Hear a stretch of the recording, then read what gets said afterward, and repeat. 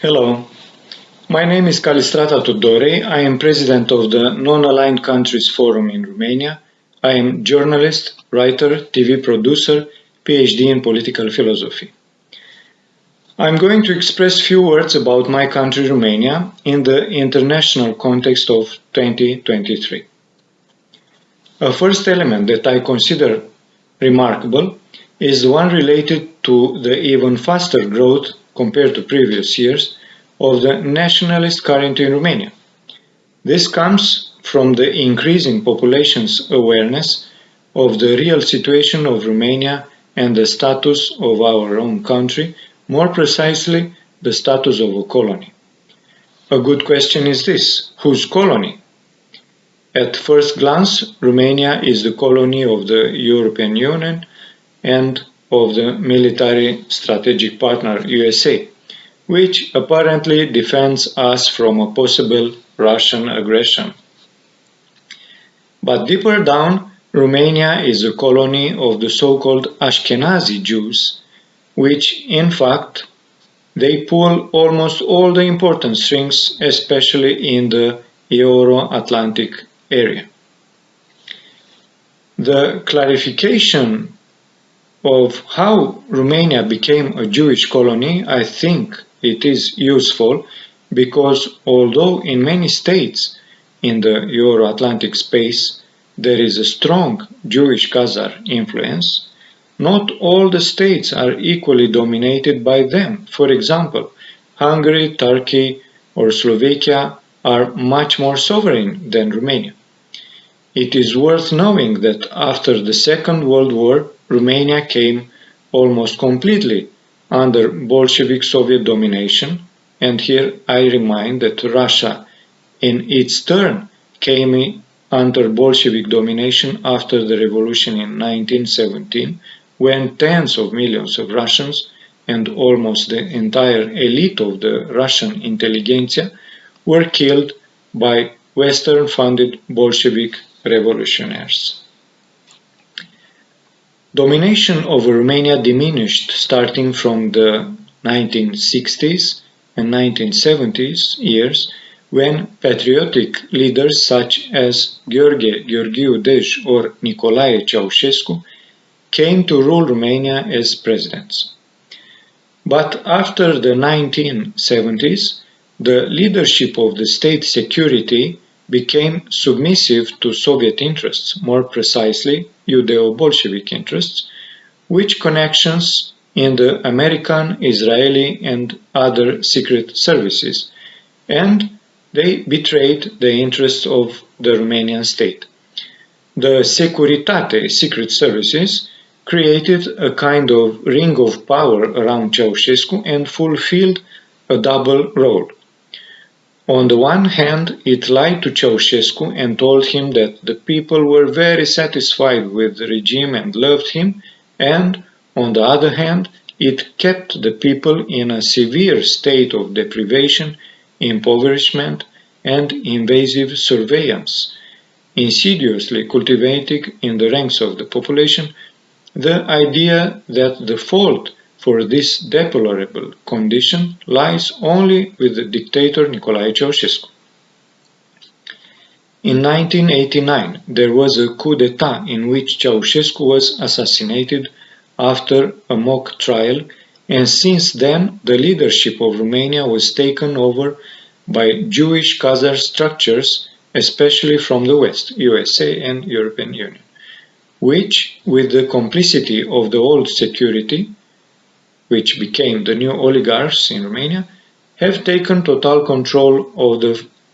over the financial, banking, economic, political, judicial and especially media levers.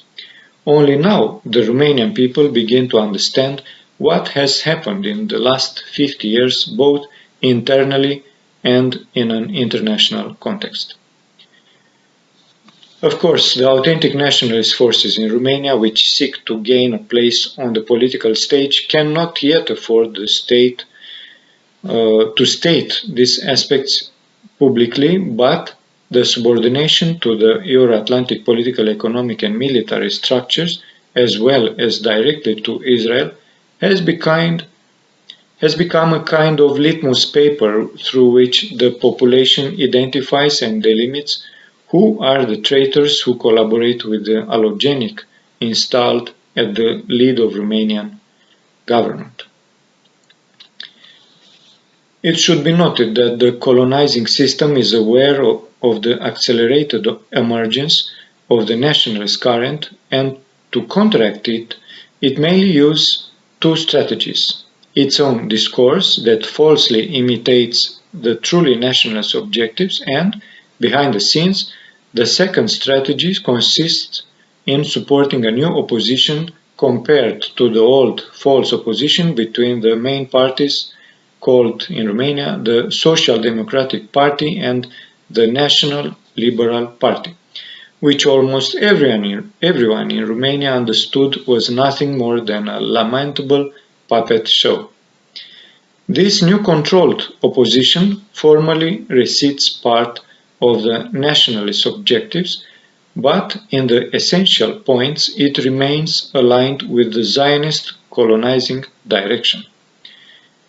Regarding the international context, perhaps the most relevant connections for Romania are those related to the two important military conflicts currently underway, the one in Ukraine and the one in Gaza Strip, Palestine. Regarding the conflict in Ukraine, we can say that Romania, as an administrative extension of NATO and European Union, was used as logistical, economic, political and financial support for the so-called Ukrainian army. I say so-called because, as it is, I think, obvious to almost everyone, there was no unjustified aggression of the Russian Federation in Ukraine, but on the contrary, the conflict is a direct consequence of some aspects that I will explain. So the Ukrainian army was actually the army of NATO, of the collective West. And as I said before, the conflict is direct consequence of the challenges to which Russia has been systematically subjected by the West, first of all by bombarding for 8 years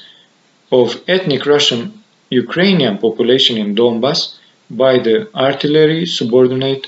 to the government in Kiev. And this government of Zelensky, for instance, was installed by the US through a coup d'etat previously of Zelensky government. And this coup d'etat, of course, as we know, happened in 2014. The bombing action was covered for all these 8 years, starting at 2014 until 2022, and this bombarding action was covered by and supported by the West. Also, the conflict is a direct consequence of the West's refusal to respect international agreements and treaties that would have ensured a climate of peace and security in the region. I mention here the agreement of the leaders of the USA and Western states to not expand NATO after 1991. Also, the Treaty of Paris from 1997 regarding the agreement signed by NATO with Russia not to place facilities with nuclear potential in the new states that would become, after 1997, new NATO members. Also, the 1999 Istanbul Treaty on the indivisibility of security from both the Russian and NATO perspectives, the Minsk agreements, the Russian proposals for agreement in December 2021, and so on. There were some others. This is not a war between Russia and Ukraine, as the corporate media misinform us, but it is a reaction of the Russian Federation to the plans of the collective West, led by Judeo-Khazars, to isolate, weaken, kneel, and then rule of the Russian Federation, which, under the leadership of Siloviki group, meaning the powerful, the nationalist ones, of which President Vladimir Putin is also part, so this group dared to begin a process of liberation, emancipation of the country from the Judeo-Khazar control, as Presidents Gorbachev and Yeltsin had accepted before. Romania was the only country in the NATO bloc that refused to officially declare the amount of aid it offered to Ukraine, but this aid was substantial, and I mention here that this aid is starting with soldiers sent unofficially undercover to fight against Russia, financial donations to the regime of Kiev, receiving massive influx of refugees by offering for free housing and financial subsidies, which ordinary Romanian doesn't even dream of. Also, this aid is consisting in massive acceptance in the international market of genetically modified agricultural products that disfavor domestic producers from Romania. Also, the officials from Bucharest tacitly accepted the Ukrainian approaches to widen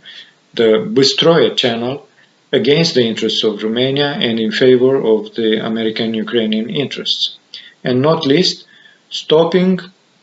the request to Kiev from Romania to respect the rights of the Romanian minority in the Romanian areas illegally annexed to the territory of Ukraine after the Ribbentrop-Molotov Pact in 1939. Clearly and definitely, we can say now that NATO is already on the verge of losing the conflict with Russia that had Ukraine as an intermediary proxy war. This will soon entail a reconfiguration of power relations in the region, which is an aspect of major importance that we will soon see. Regarding the genocide in Gaza, we can say that this conflict meets all the criteria to be considered a false flag attack by the Israeli secret services in order to create a pretext to invade and occupy the territory of the Gaza Strip. What is taking place there is undoubtedly an horrifying genocide and a terrible ethnic cleansing. The fact is all the more serious as it has been going for over 75 years with varying degrees of violence despite the thousands of sterile warnings that the United Nations has formulated over the years. It should be noted in this regard that since the formation of the State of Israel, more than 3,500 UN resolutions have been passed condemning the aggressions of the Israeli army on the Palestinian population, but through the support of Israel by the US, Israel has not once complied with these thousands of requests from the highest international decision-making body. Against the background of this conflict, it is worth noting that Prime Minister of Romania was the first to be summoned by Netanyahu to Israel, apparently as a sign of valuing the collaborative relationship between the two countries. In reality, most likely, the reason is that the Romanian Prime Minister received precise instructions that in case the conflict in Palestine will endanger Israel, possibly by involving the neighboring Arab nations, Romania should be prepared to receive a large number of Israelis, we speak here in terms of millions, from whom to provide Romanian citizenship and housing. I state that there is a lot of detail and evidence in this regard. It is far from being a conspiracy theory. We even have a nationalist party leader, more precisely from the new controlled opposition, who, even before the escalation of the conflict in Palestine, publicly declared that if he gets to govern, he will implement a project through which almost 1 million Israelis will receive Romanian citizenship which apparently would have been stolen from them when hundreds of thousands of Jews voluntarily left Romania in 1948 upon the establishment of the State of Israel. The larger picture internationally is that we are witnessing the collapse of the unipolar order built around American power in previous decades, after 1991. Of course, I remind you that America is only the armed force of globalism, as I have extensively documented in my book America's Plans for World Hegemony. Instead of the American unipolarism, the multipolar order is becoming increasingly visible, bringing two new great power centers for the forefront of the superpowers, Russia and China. Already China and Russia have substantially altered the international order built around American power by stopping American military expansion, by building a viable economic and financial banking alternative to the liberal economy based on the fiat dollar currency. I mention here that the dollar is no longer backed by gold since 1971, but the respective notes are simply issued by Jewish bankers who own the printing press of the Federal Reserve Bank. Also, China and Russia have substantially altered the international order through the political and ideological delegitimation of globalism as a means of establishing the New World Order, renamed in recent years of the Great Reset. It is concluding to remember that the BRICS organization is already establishing itself as a redoubtable economic pole, successfully competing with the institutions emanated in 1944 by the Bretton Woods Agreement. I remind that the Bretton Woods Agreement set the sphere of American influence and dominance after the Second World War, which has then expanded and consolidated through the Marshall Plan over Europe. But here it is, BRICS, just integrated in August 2023, 6 very important new members: Saudi Arabia, Iran, United Arab Emirates, Egypt, Argentina, and Ethiopia. And there are dozens of other states aspiring to join in.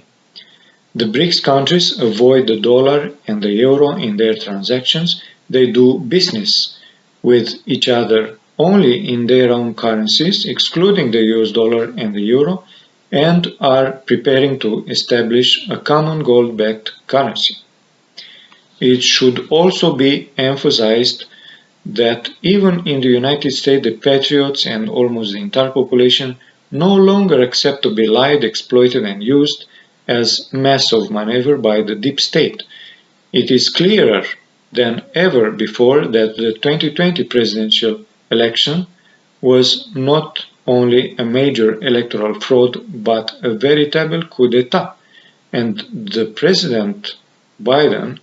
is nothing more than a puppet in the hands of great eminences in transnational globalist organizations who are themselves controlled by more or less occult secret organizations such as the Trilateral Commission, the Bilderberg Group, the Council of Foreign Relations, the Committee of 300, the Majestic 12, and others. As a conclusion, it is worth observing that the current form of real nationalism in Romania, it is constituted through the creation of new parties and especially through an alliance at the level of important military commanders. For now, it is not the time to give details. Even if, at the moment, these structures are not fully capable of overthrowing the vote-rigging machine and implicitly the corrupt establishment in Romania by themselves, in a short time they will constitute essential focal centers of nationalism, and at the proper moment of the wind of change on international level, meaning the moment of major overthrowing of direction in the nationalist sovereign sense, these structures in Romania will be, analogical speaking, like the raised sails of a ship that, helped in this way, will gain relevance and they will radically modify the socio-political environment in Romania. At a larger scale, we can say that humanity is on the threshold of a great awakening of global consciousness, which includes not only geopolitical realities, but has a much broader meaning of breaking the chains of spiritual slavery in the first place. This shift will represent a way out of the darkness of the scientific and technological ignorance in which we have long time been maintained, and will mark humanity's entry into a new stage of planetary civilization, an era of cooperation, prosperity, truth, and light. So help us God. Thank you.